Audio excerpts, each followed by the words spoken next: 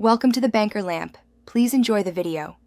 You'll begin by preparing the hardware and network so setup runs smoothly.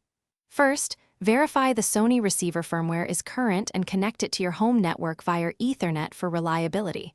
Wi-Fi works if signal is strong. Next, power on the unit and have the remote or a USB keyboard ready. This speeds menu entry. Once done, open the digital audio/video control center on the receiver or via the Sony app on your phone to begin the guided configuration. Now you'll map inputs and tune audio so sources behave predictably. In the control center, assign each HDMI or optical input to the corresponding TV, Blu-ray, or game console and label them for quick selection.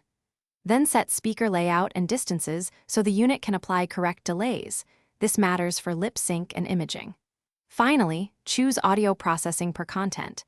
Enable Dolby for encoded tracks. Select LPCM for multichannel PCM, or pass-through when an external. Finish by running the automatic room calibration, then save that profile as your default so settings persist.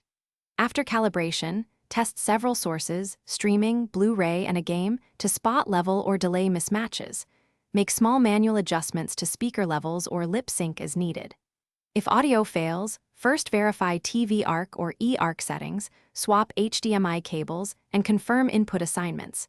If problems persist, reboot the receiver and repeat calibration to clear transient errors. Thanks for watching. If this was helpful, leave a like and consider subscribing. See you next time.